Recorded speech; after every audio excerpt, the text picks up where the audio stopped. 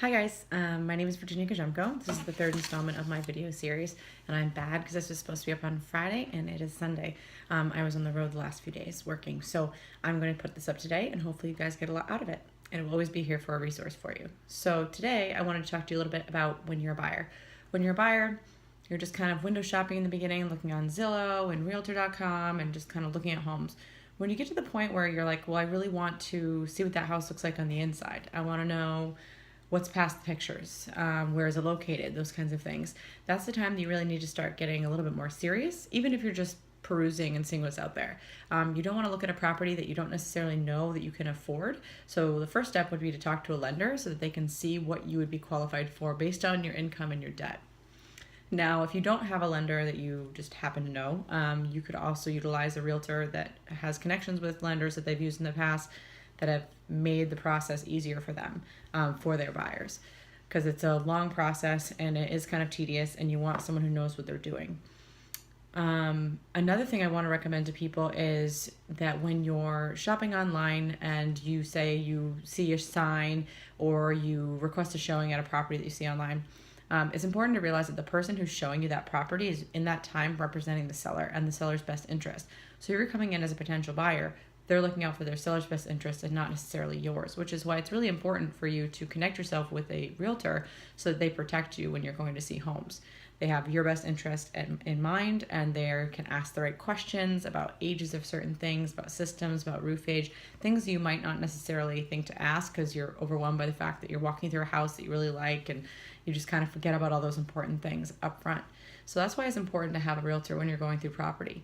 Another reason that it's important to have a realtor when you're going through property is some of the properties that you're looking at online, they go under contract really quickly. So if you have a realtor that you're working with, they can make you aware of properties right when they hit the market or even before they hit the market, so you have an edge on the competition.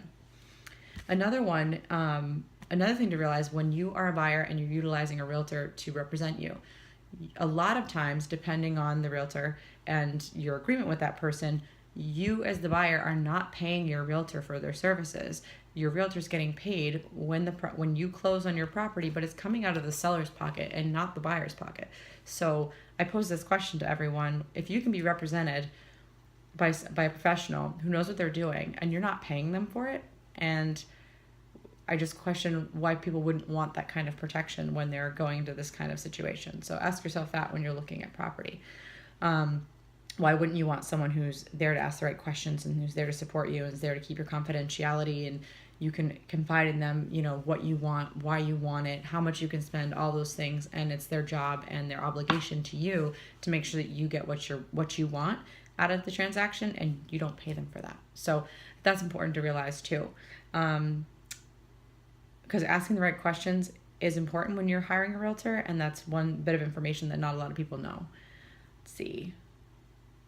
I think you also want a realtor so that you're not oversharing information with the realtor who's showing the property, like I said, because they represent the seller.